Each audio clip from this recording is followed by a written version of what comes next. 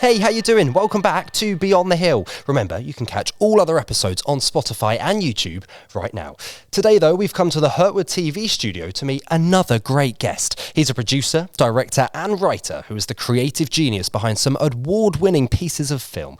Alongside this, he works as the CEO of London-based production company Paramount Pictures, and his filmmaking journey began back in this very room when he was part of Hurtwood Film Academy. We're so excited to hear what he's been up to since leaving us. Please welcome Finn Bruce. Woo! Jazz hands and everything. Throw some jazz. I love it. How are you? You okay? Yeah, really well, thank you. How are you? Yeah, really good. Thank you for coming back today. Really appreciate it. First time back at the school since you've left? No. You can't get rid of me. Bit like me. I was at lunch today, people go, not again. He's always here. I have to say, it's really lovely to meet you in person because you might not know this, but when I was here studying media, I wrote an essay about you.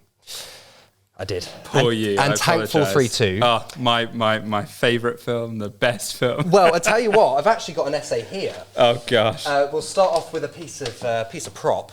This isn't mine. This is another person from the school because still to today we use your film in the media, so you can take that with you. And look how much is about you there. Oh wow, look at that! And I bet you most of it's saying how much they hated the film. No, it's all very positive. But you can take that with you if you like, and have a little look at that. So it's like meeting like an idol because I feel like I wrote about you, and you're the reason I got an A in media. So thank you very much. But we're going to talk through your Hurtwood story today, your character arc, if you like, from day one here to what you're doing today. But I want to start with a quote that I read on Paramount Pictures website, which is, of course, the company you're CEO of. Mm-hmm. And I love this quote. It reads, "There's no greater agony than bearing an untold story inside." So I suppose my first question is that your drive? Is that your passion, telling those stories? Absolutely. Not only is it my drive, but it's also the message that, myself and our company want to really push out there, that we all bear this story inside of us. Lots of us have many stories that we just dream of telling. And independent film, making movies, it's really hard. And regardless of the real sort of struggles one faces in that journey, it's all about telling that story. And, the last film that I made, the guys working on it started writing it 8 years ago. Wow. And, fast forward 8 years and the film is distributed by Paramount. And so that just shows that even if that journey is 8 years, that story will find its audience. That story will connect with its audience. But it's down to you just to keep on going and keep trucking away, because that agony inside of not telling that story is so much greater than the pain that you suffer in trying to tell it. And actually, so many people can connect to those stories that they might not even know that they needed to hear that story, but then it opens something inside of them as well, which is what I love about filmmaking and kind of storytelling. So let's tell your story then. Your Hurtwood. Oh, he's nervous. No, I'm joking. Let's take it back to Hurtwood, where we are today. You were here 2008 to 2010, is that right? Oh gosh, I have no idea, but that's what I've got on the cue card. Let's roll with it. Let's go with that. And I suppose the first question is, why Hurtwood? How did you end up here? Well, Hurtwood, interestingly, so way before I got to my GCSEs, I came across, I don't know if they still have it, but the prospectus was this big sort of bound book. And it arrived at home and it was on the kitchen table. And I'd never seen anything like it. I arrived back and I was turning these pages. And actually back then I wanted to be an actor. Right. And so, all these pictures of the stage shows and, I just remember as a kid going, my eyes were on stalks. Right, and I was like, this is the school that I want to go to. And I remember I came and had my interview with Cosmo way ahead of when I should have done. Looking back, I was tiny. 2-3 years ahead. And Cosmo says that he wrote my name on the book, and he had to flip forward loads of pages for the year that I was applying for. Right. And and again, just reinforcing that when looking around, I was seeing, it was just such a polar opposite of what I had been taught school was. And I was coming and I was seeing people, the studio wasn't here, but in various places like this, doing things that I had just dreamed of doing as a profession, as a job. And then I was like, I get to do this at school. Yeah. And live a practical life doing it. And I mean, I can't, as you will tell through this interview, I cannot sing Hurtwood's praises enough. But yeah, I remember from day one, the prospectus, the tour, just seeing it all, it was a real vision of how one can learn. And actually, just on that, I'm super dyslexic, really struggle in a classroom, hated it, struggle in exams. And again, I was seeing firsthand a place where you're not learning by looking at a board. Yeah. You are literally learning with your hands, which is the only way I know how. On the job, really. Yeah. So yeah, it was just really exciting. I can see the passion for the school that you have, which is amazing, which is absolutely amazing. It's something that I feel as well, because it's not like any other school. We've said that across, all these episodes that we've been doing. It's not like a school, yet it's your education. So you kind of kill two birds with one stone. You've gone to school and you've had fun as well. Yeah. In terms of the subjects and the A-levels you did, photography, media and music tech. You're very well briefed. I love this. It's not to do with me. They're all in my ear and I've got a cue card. But interestingly, actually, I came, as I said, to do theatre studies. Yes. So theatre studies was the main A-level. And interestingly, in my interview just before I came, Cosmo said, because theatre, media, music tech and photography, he was like, those are seriously coursework heavy subjects. There's no way you can do all of them. Which do you want to drop? And I didn't know which I wanted to drop. And he was so incredibly forward thinking in the sense that said, okay, don't choose now, but by the end of term 1, that's the point at which you need to drop down to 3. Sure. But he gave me that first term to explore, and he said, out of interest, which would you drop now? And I said, I'd either drop media or photography, but theatre studies is the one that I would definitely not dream of dropping. Look at us now. Fast forward to a term in, and I discovered this love, this passion for media and photography that I didn't know that I had. And if Cosmo had made me just do that, I wouldn't be doing it. And I'd be stuck in theatre studies. And no one wants to be. No, I'm joking. So that's amazing, so that you got the chance to kind of try them all. Yeah. And I suppose with theatre, but we'll go into it a bit later, and media as well, there is the extracurricular stuff, so you can kind of keep that passion going. Because I believe you did take part in a show while you were here, a musical theatre show. I did, but that all helped realise that just the stage wasn't for me. I auditioned and it was I can't even remember what the show was, and there was nothing to do with Star Wars, and they cast me as Chewbacca. Don't worry, we've got it 3 cards later. We'll get onto it. Well, I know about Chewbacca. I'm looking forward to going through that. But you excelled in these exams as well. You got A stars in both media and photography. But these subjects, and you just kind of mentioned there, really show your creative side. The filmmaking, the media, was that something that it really was that first turn that made you love it, or was there always a dream from a young age? Was it a bit of both? No, it was. It was being here. I mean, I came here not knowing, any of the sort of nuts and bolts of media, filmmaking. And obviously, I love the arts. I love consuming film and TV and photography. But no, it was here that learning about it. And actually, it was Scott Carpenter was my media teacher, who honestly inspired me so much, because it was his ability to break down what we consume, the screen, into all the different avenues that just fascinate me. The business side of it, the creative side, art meeting commerce, the puzzle making of how one attaches cast, finance, brings that puzzle together to get that full completed picture. And so it was learning that through studying This Is England, and it's incredible full circle. Shane Meadows, who directed This Is England, I've just directed a film, and he gave us a quote to put on the poster. Crazy. And it was watching This Is England here in this media block that made me just fall in love with the art of making content. And that's so lovely, because I guarantee there'll be students in media now doing their essays on Tank 432 and learning about your journey, that in 10 years' time maybe they'll sit here and say Finn Bruce quote on their poster. Well, we can all dream. Maybe a quote from this interview. You really threw yourself into Hurtwood life, the obvious media things as we've spoken about, Hurtwood Film Academy that we're going to touch on, because that is just an incredible aspect of the school. But you did throw yourself into the theatre studies back to the 80s, I believe. That's what it was. The show. And it's been mentioned to me about your Chewbacca impression. Could I hear it? Well, actually, when they cast me as Chewbacca, I couldn't do the Chewbacca Another noise. thing Hurtwood taught you. So now, there you go. Round of applause to the studio. There hasn't been many round of applauses in the series, so that's incredible. Wow. So who taught you that within the theatre department? I have no idea. Just yourself. Has it come in handy in later career? Many times. On set, I just silence. I'm going to do Chewbacca. Very good.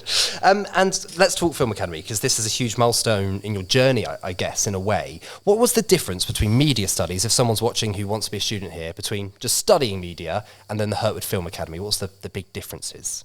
Well, I don't know. Like, I was about to answer the question, but that kind of does a bit of a disservice to media, because I was going to say, it allows you to be entirely practical, but actually the media studies does that as well, it does. But I guess it allows you to step away from syllabus and have the complete freedom to go, okay, I want to make a documentary about X, Y, or Z, and not only do they give you the kit and everything, but they really help financially to put that together. I mean, we went to Venice and made a documentary about an artist, and I have such fond memories of that. I don't know, it might have been a long weekend or something in Venice with friends and teachers who became friends, and just being in a foreign country with cameras, boom poles, and just having the ability to make a film. Yeah. Like, so cool. There you go. Well, I've got a little minute clip to play you, because talking of how busy you were and that you threw yourself into every opportunity, I believe it was you, filmed the pop concert the night before. You were there on a 5 a.m. flight to Venice the next day. So let me show this to you. It was Ken Howard, I believe, the artist that you went to kind of film. Also, I'm so amazed that you know that we filmed a pop concert the night before. I know. They're very good here. Have a little look at this. See what kind of memories this brings back for you. I don't know why I finished up being a painter, because there wasn't any sort of artistic thing in our family at all. The only art in my house when I was a kid was on the top of biscuit tins, really. Maybe that's why I paint like I do now. I just had a totally unambitious father, fortunately. And when I said I wanted to be an artist, he said, son, if that's what you want to do, you better do it. And in a way, that was wonderful. If he'd been ambitious, he'd have said, you can't become a painter. You've got to go and become an architect. For me, the kick is working in front of the subject. In that sense, I'm very much a follower of Monet. Monet said, painting is about painting in front of nature. If I go back to the studio with a sketch and paint 6-footers from a series of studies, I don't get the buzz. A lot of other artists do. They get the buzz from what they're actually making. I get the buzz from what I'm actually seeing. What's it like watching that back? Does that feel like yesterday as well, in a way? Feels like yesterday. It's really, really cool to see that back. I remember him saying a lot of those things. Yeah. Because I spoke to people at Hurtwood Film Academy, and that was like a really big project for them. And they've done other things before where they've gone elsewhere to film these documentaries. Was that a big moment for you, maybe, in the early part of your career, being able to go abroad and do that? Yeah, I was initially going to go to university after Hurtwood, and going to the interviews for unis. I mean, it was an amazing thing to be able to talk about. Yeah, absolutely. And, I think, so I got unconditional offers from everywhere that I applied to. And I think a large part of that was down to being able to talk about a lot of the stuff that I've been doing over the past 2 years. And yeah, it was great. And, I then didn't go to uni and started working on film sets, TV sets. And I think also just having the knowledge of, knowing one's way around a camera, how a set runs, it sets you up. It's really helpful. It's proper hands-on experience that you can take into the industry. Yeah, 100%. And, I don't know a lot about filmmaking, but that looked like a really beautifully shot piece of media. I just watching that, I want to trim it, I want to change it. Yeah, we can do that. We can sort that out for you. Finn, with all our guests, what we do is we go through their school reports. Can you remember yours? Yeah, I my grandfather used to make us come and sit, and he would read our school reports. And if they were good, he'd give us £5. And did you get a fiver? And yeah. Oh, great! So yeah, I got a couple of fivers. Good. So I remember they were all right. Let's go through some of the key phrases here that I've gone through. I want to start with this comment from your housemaster. What house were you, by the way? Ewhurst. And then Turrets. And who was your housemaster back then? Ian. Yeah. Ian's still going strong with you, Hertz. You'll be pleased to know. And then Adam at Turrets. Yes, absolutely. There was a really big focus on your dress sense. One line reads, "It's certainly not been difficult to spot Finn around the house this past term. With his collection of bright and distinctive clothing, he's able to add a touch of colour to even the dullest days." Oh, how sweet. How sweet. What were you wearing? So I had an iconic pink dressing gown, which I still wear to this day. There you go. Yeah, you know, it's always, especially when one leaves the theatre department, you still need to have your jazz hands moments. I left like 4 years ago and I still walk around with the jazz hands. So I love that. Elsewhere in the Housemaster report, they focus on how you threw yourself into Hurtwood life. This is a lovely line. They say Finn has been actively involved at the heart of Hurtwood community and has made a stunning contribution to our world. That's so sweet. It's worth more than a fiver, Grandad. I might start crying. Who was that? That was also Ian in your Housemaster report. Yeah, we're going to find him after. That's lovely. And in regards to your media studies, the department wrote, his considerable practical flair, his good humour and positivity has really helped sustain his group's excellent dynamic. I have no doubt he'll find great success in pursuing a creative career. Wow. They were right. Well, that must have been before. So I got a U in one of my mock papers. Wow. I haven't found that. But it's sentiment to rallying. You know, the teachers really rallying, and they go, okay, you know, clearly you haven't been focusing on this area. And because I threw myself into the practical side. Sure. And so it was really interesting and so helpful, the way that the teachers monitor and that whole grading system.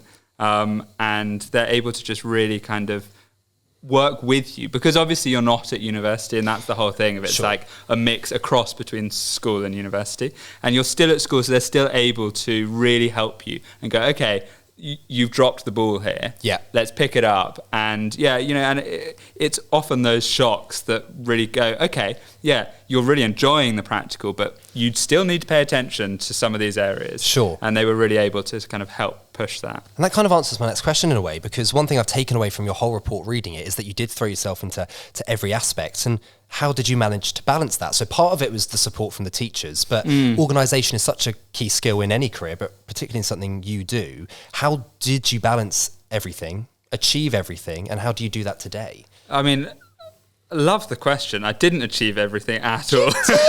But I'm trying to rewind 10 years or however many years. Yeah, I mean, the framework that the teachers provide here, it's so helpful because, like I just said, they are able to support you. They have your weekly grading sessions. And, one of the great things is they allow you to be independent in the sense that if your grades are good, you can have a bit of fun. They treat you like an adult.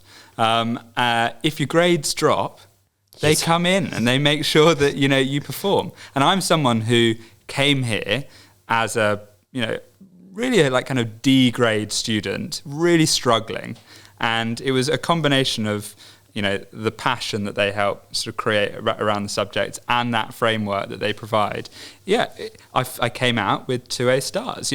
That is not me, because I arrived a D student. It's that framework and the real passion that the teachers have that is so contagious, and you being around their love of the subjects helps you to really understand and therefore fall in love with it yourself. Their passion kind of gets thrown onto the students, which is a wonderful thing. So let's talk post-Hurtwood. You leave Hurtwood. I'm kind of keen to understand those weeks, months immediately after, because you mentioned about uni, but then you never went. Yeah. And then you started working on, I've got some list here, various films and TV shows like Top Gear, Downton Abbey, X Factor, Sky News. What were you doing in those capacities, and was it just to learn the world of being on a set? Yeah, I mean, so my dad is super traditional, old-fashioned, and the idea of not going to university was shocking. So in order to allow that to happen, I kind of pitched this like sort of DIY university course. Nice. And like a foundation year where I would just kind of go and work and try and show that I can build up some skill. And also, when all of my other friends were at university doing media, they came away and having done their course, had some student debt. There was, they'd paid for those courses. And actually they were all saying that anyway, the first year was a waste because they knew it all from Hurtwood. And then also, then the following 2 years, they, yes, I'm not doing anything against those university courses. They learnt stuff, but they were having conversations with me being like, oh my gosh, please teach me about actually how to make a film. Because yes, we've learnt more about the theory of it, but how do we make a movie? Yeah. And so that was the whole kind of MO of this, of going, okay, let me spend a year working on film sets, learning how to be on set, how to make a film on set. I then went and worked at a sales company and for a film financier, 2 agents out in LA who became producers and made Get Out and Black Klansman. So I worked for them as their executive assistant. Wow. And just learning, just really just being in that environment where, you know, I was on calls with them with huge agents trying to close deals, trying to close multi-million-pound financing deals, just learning, picking things up.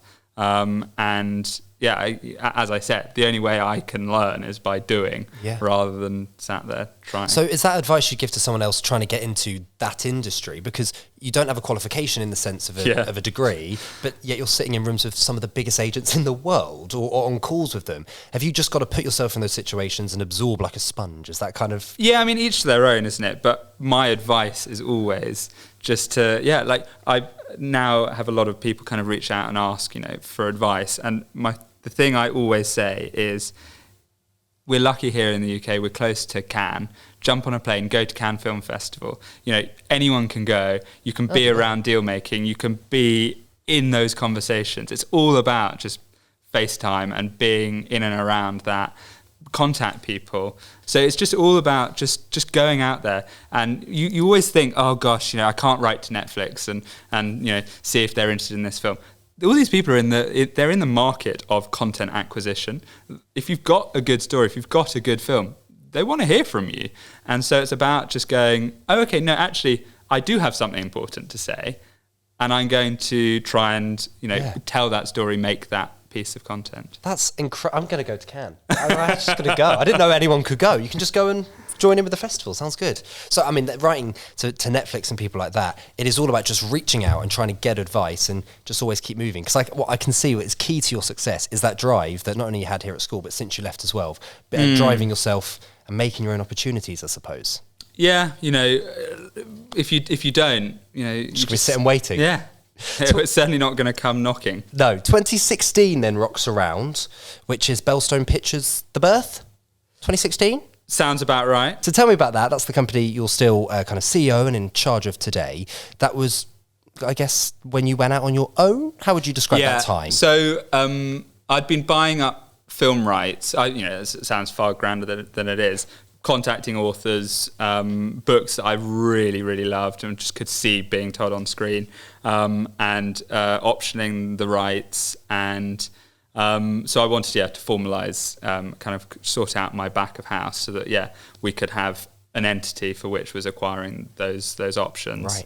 Right. And because I wanted to produce, and in order to produce, you've got to have an outfit. And so Bellstone was born. Bellstone is where my granny used to get us out on the way down to Cornwall. I was going to ask, why the name? Yeah, and it's like a tiny little village green. And as kids, we used to, because 4 hours in the car was a long time. Yeah. So we'd run around the village green in Bellstone. To tie you out for the journey. Yeah. What a great birth of that name, which I love. So you then created loads of films there. You still do today. We've already mentioned Tank 432. That was part of that production house, which we spoke about with that essay there.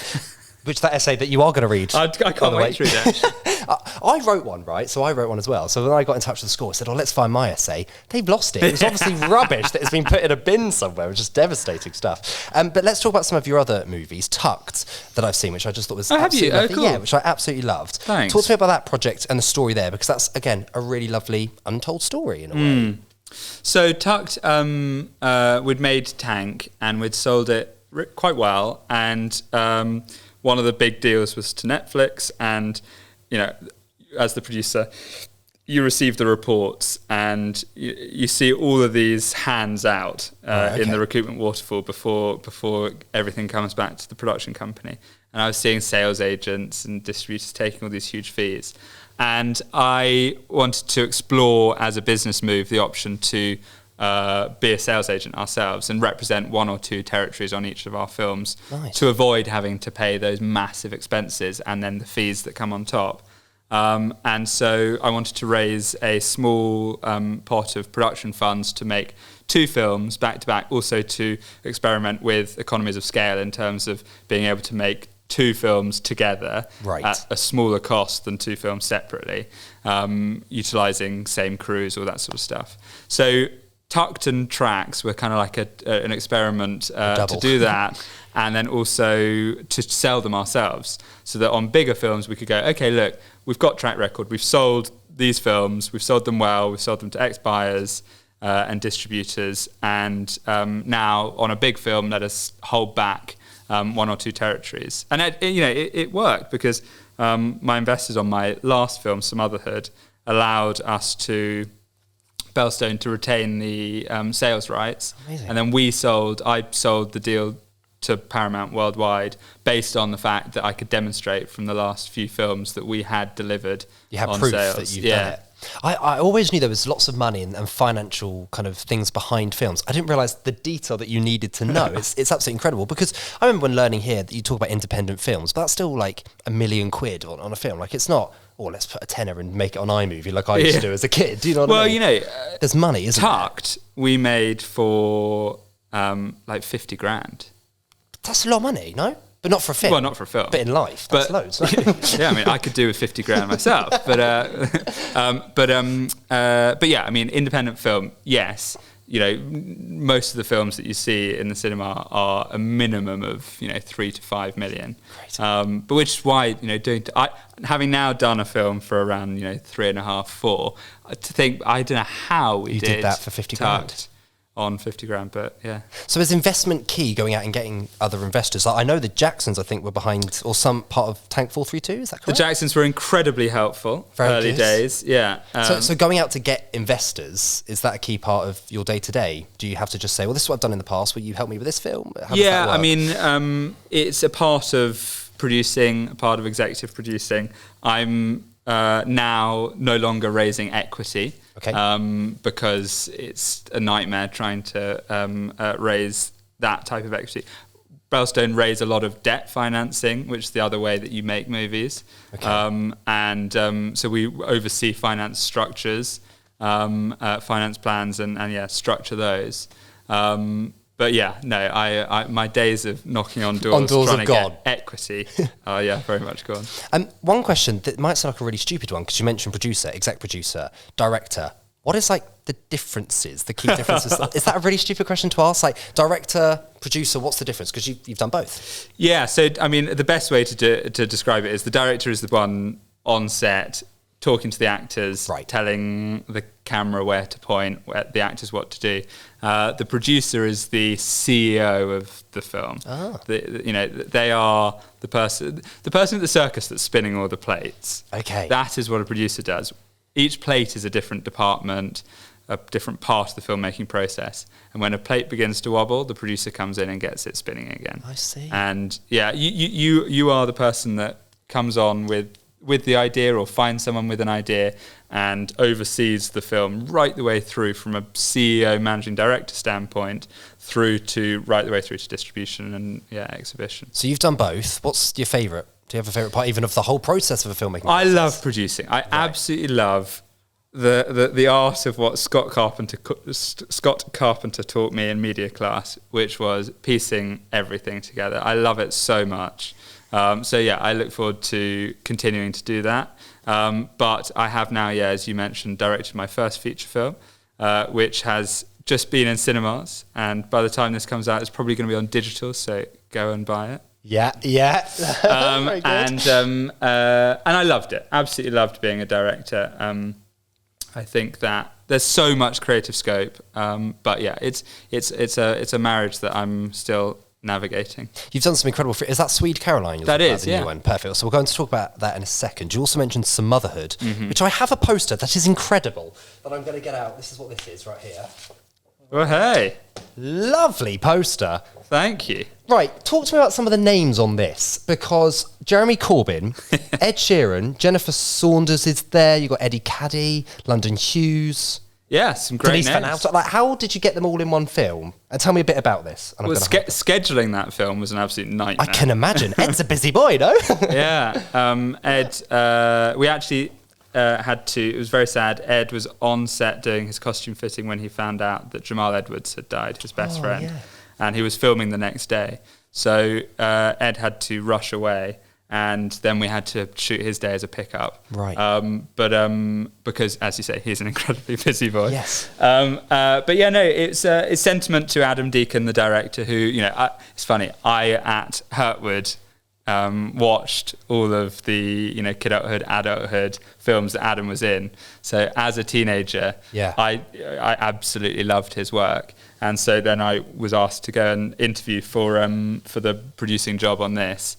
And full circle. Yeah, but sentiment to Adam, he's got a huge amount of love and support in the industry, and a lot of people wanted to jump on, but to work with him, making those deals was tricky. So you were a producer on this one, so spinning those plates was difficult, I'd imagine. It was, it was a large film. We had days. Our average crew day numbers were about 150 to 200. Oh wow! So large crews. We had set pieces of car explosions, car chases, fight sequences. It was really, really good fun. Really exciting. A really exciting film as well. And some incredible names. That poster alone, screenshot that's amazing. Let's talk about your new movie then, Swede Caroline. Tell me about that, the story. Swede Caroline is a bonkers mockumentary about giant competitive vegetable growers.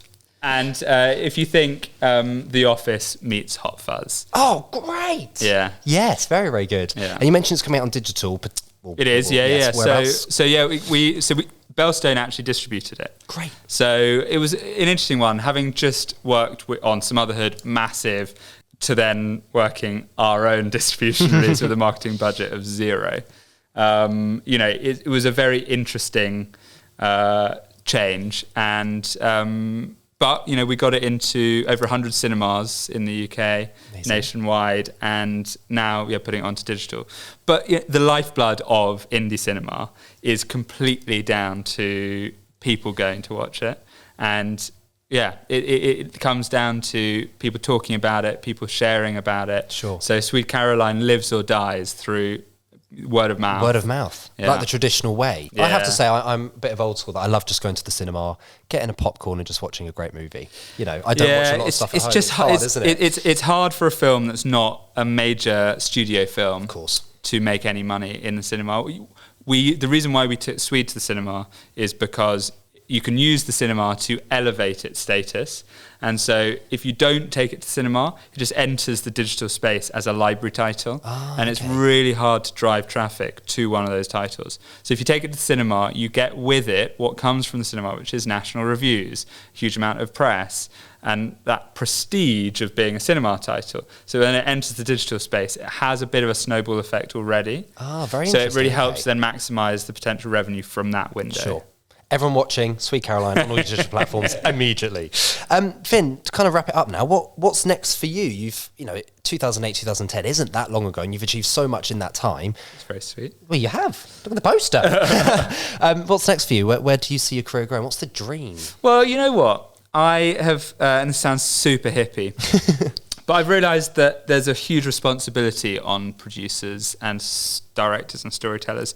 We are able to collect people for an hour and a half, 2 hours in a dark room and watch what we make. And the stories that we tell and the films that we make, I think it's the responsibility on us is to tell positive stories that help people and really paint and forge a new, better life. And so Bellstone want to start making films that really operate from that MO. It's about really helping people, inspirational stories, and not just making what sort of commercially has felt like the right thing to do, which is how we've been operating, to try and pivot and tell stories for the good of the world that we live in. And it kind of goes back to the quote on your website about the agony of not telling that untold story, because you just want to keep telling those amazing stories, which I absolutely love. So final question.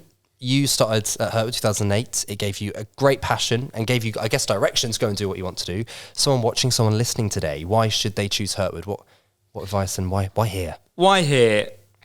Well, you come to Hurtwood because this place genuinely, and I'm not just saying this, I have lived it, has planted a fire of passion about what I now do. It's helped me go from being a student that actually had very little faith in myself and saw myself as what the schooling system had portrayed me to be, which was a failing, stupid student. And I came here feeling like that.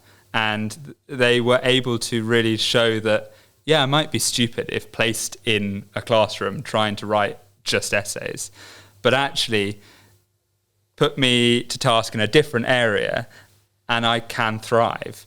And if you are struggling, if you're not struggling, if you just haven't quite found your niche or need that propulsion, coming to Hurtwood will really help you discover that, uncover that, and give you that propulsion to go out into the big bad world. And try and do it on yourself. That is absolutely perfect. Like you've summed up Hurtwood absolutely perfectly. Ladies and gentlemen, Finn Bruce, thank you very much, Finn. We really hope you're enjoying Beyond the Hill. To catch up on every other episode, head to YouTube and Spotify right now, or you can follow all of our social media channels to never miss a moment here on Beyond the Hill.